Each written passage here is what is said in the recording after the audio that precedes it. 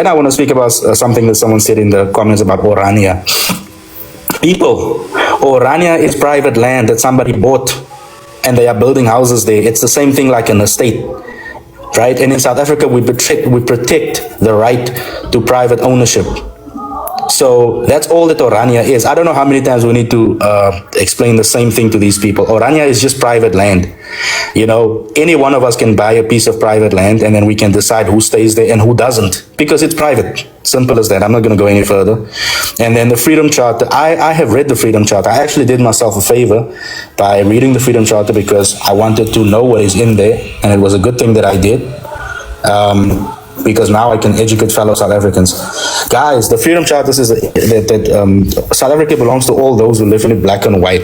And they refer to the national groups of South Africa. The word national group is the most used word, well, one of the most used words in the Freedom Charter, national groups, referring to the South African national groups. It does not say that Igbos and Yorubas can come to South Africa and then claim a stake here. No, it doesn't, right? So the Freedom Charter speaks to South Africans. Go and read it, South Africans. I've read it. It's only 6 pages long. Yeah, and the Freedom Charter doesn't speak about Pan-Africanism, African unity, or none of that nonsense. The Freedom Charter is a South African document that speaks to South Africans. Thank you. Thank you so much, Keystone. Yeah, I think this Orania thing, I mean, we keep telling them that we've got private property like the Royal Bafokeng and the Ingonyama Trust, but it's like that they're just going to ignore that knowledge, you know, and they're gonna keep running with Orania, and then they will continue telling us that one day Orania is gonna be one big city, but it's a limited property. I mean, it can't grow further than what it already is, you know.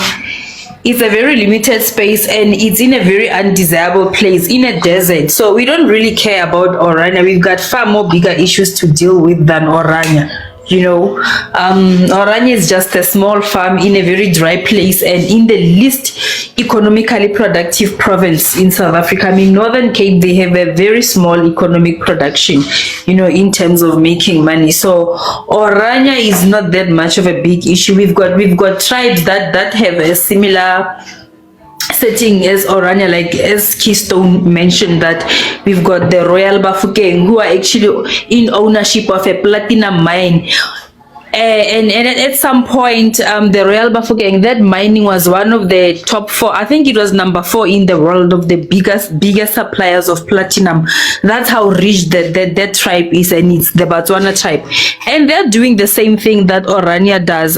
They don't allow you to come and live in their community. They have certain rules. For instance, I'm also Tswana, but I can't actually, like, maybe when I live in the Royal Bafokeng land, if I die, they won't bury me in their graves, you know. So it's a cultural thing. That's how most tribes are structured in South Africa, and we don't see anything wrong with that because we are trying to preserve our culture. Same as the Ingonyama Trust with the Zulu people. They have massive piece of land. So Orania, and I'm talking about land that are way bigger than what Orania is, and the Royal Ingonyama Trust is a very fertile piece of land. I mean, you can do even commercial farming there. So I don't know what you guys are arguing about. Your argument is very exhausting and boring. It's like they're willingly being ignorant. Can I say something, Van Persie, before you go? Yes. Van Persie, can I say something before you go? Yes, you can continue. If Jesus were to go to Orania right now and tell them, guys, will you trade this piece of land for the Royal Bafokeng land or for the KZN land? They will say yes. Because those pieces of land are much more lucrative, wealthy than Orania will ever be. For instance, if you've ever, I've worked in the mines in KZN. You know, they have to pay the chief a substantial amount of money just to operate on that land. Any mining firm that operates on Ingonyama Trust land must pay the chief millions. I mean, yes. Now, if you look at the Royal Bafokeng, Orania will definitely make that deal because Royal Bafokeng have under their feet the largest platinum reserves in the world. This is how So Orania would trade that land in a split second for KZN land or for Royal Bafokeng land. Exactly, Keystone. Like we've got tribes that are far more richer than Orania in South Africa. It's just that we are not loud about it. You guys like being loud about negative, useless things. But Vampes, you can go ahead. Oh yeah. One of them said that Black South Africans have the lowest IQ amongst the other races, you know. And I asked for a report, a research paper written by someone as a genius, a psychologist, anyone, and he actually sort of gave me. I screenshotted it, go read the whole thing. So people were saying that okay, Muzungus in Western industrialized countries are actually more smarter than Muzungus that are here in Africa. Then it continues to African-speaking Muzungus are way smarter than than English-speaking Muzungus because because of hyper-religious conservative values and the way they conduct themselves. Then it came with the other races that on average it says that Muzungus have a IQ percent of 92. And then there's the Indians. The Indians have a higher IQ than the Coloureds of 83. The Coloureds have 82. Then is the Blacks that has 65, which can be heavily debunked by the basis those tests were taken in the 20th century, having to be written from a perspective of a Muzungu who think that they're genetically superior because British and the African Muzungus don't love each other. So it wasn't a very accurate description of the average intelligence here in South Africa, because an average a person of average intelligence has to be like 100 to 116, for example. Because if you have an IQ percentage of 65 or 60 something, means that you have some sort of mental disability. You don't have any cognitive what capabilities. So if you're at 180, you're actually a super genius, going to the point of a psychopath. Like that person didn't understand how the measuring of intelligence works and IQs and how accurately we could measure that. But there are no stats that can actually like sort of like measure the average intelligence of a South African race right now, that can say that okay, which race is the smartest on average. So like that argument, it fell flat because he read it and it suited his sort of like narrative, then started spouting this thing all over in this platform and saying that hey, Black South Africans have the lowest IQ amongst the other races, therefore they're at the bottom of the bottom. So therefore, the West Africans are actually smart. They have to come here and my English, come and control the Black South Africans, come and help South Africa's economy grow because of lack of mental capabilities. All of that, you know, like it falls flat, really flat. But in Africa, amongst the black race, we are number one, actually, most educated country. I mean, we are number what? Third after Seychelles, and what's the other country that is number two?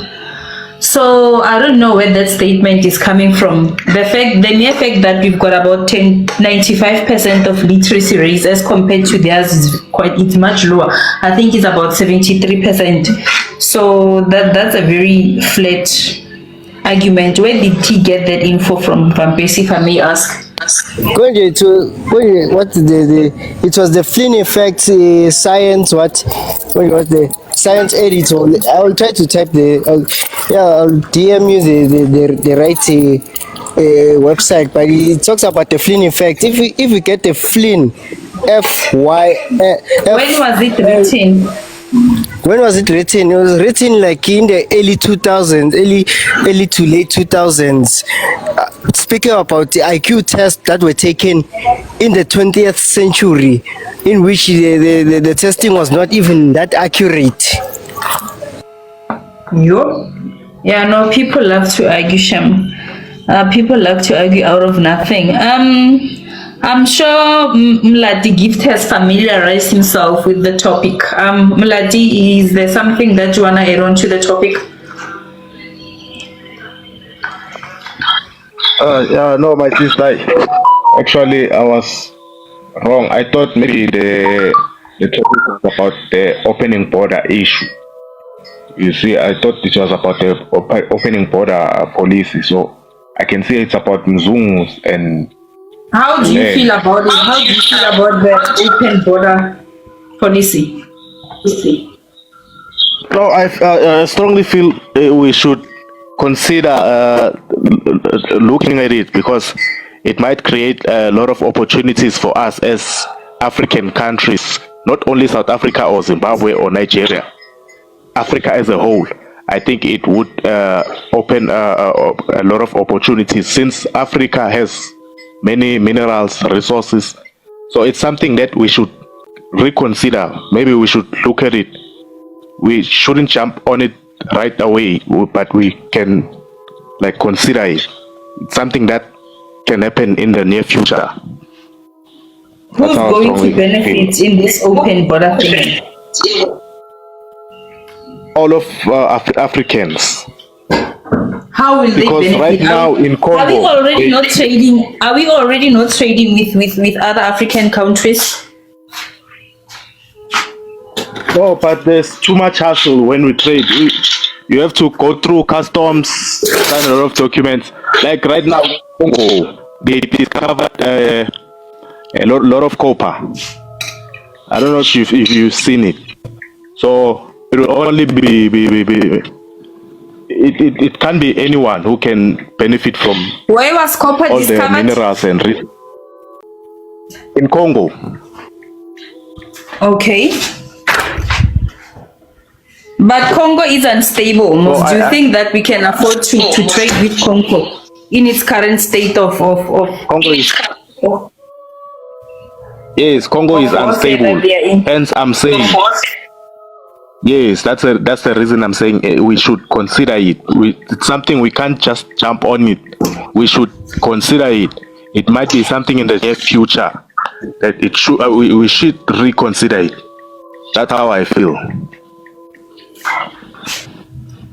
I don't understand this open border thing. Like, what do you mean when you say open border? Are you referring from Nigerian come and sell their clothes here in South Africa? So can you break down South Africa? Can you break down your idea of open border? My sister, open borders, we should overlap in different countries. If I want to go to Botswana, like today, I can just go, start my car, go there, do business, come back. If I want to go to Nigeria, like open borders without any hassle, visa, questionings of through customs, like Africa as a whole, there shouldn't be any border. We just have to overlap everywhere. If you want to go to Nigeria now, if you want to go to Ghana, Burkina Faso, if they want to come to South Africa, the way it used to be when our forefathers were living, they were living freely. They used to trade, they used to travel. There were no borders until the Mzungus came and made the borders. But times have changed. Do you think that that method could still work in this day and age when we've got such high rate of crime? The reason there are such crime rates of crime, it's because the other fellow Africans, they come in through the, what do I call those? They come in illegally. So we are not able to identify them. So they end up being desperate because they can't do anything without being recognized, so they end up involving themselves in crime. So that's why I'm saying we should look at it and then reconsider it, and then. But the thing is, from what I've gathered, is that yes, maybe South Africa is the only country that is being told about open borders. I don't hear the president of Nigeria pushing the same narrative about this country. They want to keep their borders closed. In fact, I heard that it's very difficult, even for us, South Africa, to go to Nigeria. You know, they make it very hard to actually enter their borders. So I feel like this open border thing, it's only being forced on us, South Africa. I don't see how we're going to benefit, to be quite honest. But anyway, Van Persie or Kabza or Commander, is there anything that you wanna add on or engage Mladi on his open border thing? Ne ke batla go botsa earlier on, and then somebody overlapped me. I couldn't enter. Kana ke ne ke batla go ask go botsa something, but I've tried to write it down there. What I wanted to ask was this issue here land, and I wanted Keystone. Keystone is he sounds like he's got deeper knowledge in regard to this thing. What I wanted to ask by that time, it's a very short question. I wanted to understand how did the Bafokeng and the Zulus got the private land as compared to the Orania. So I wanted to understand what's the difference between these three private lands that we are talking about. Okay, Commander will answer you on that one. Commander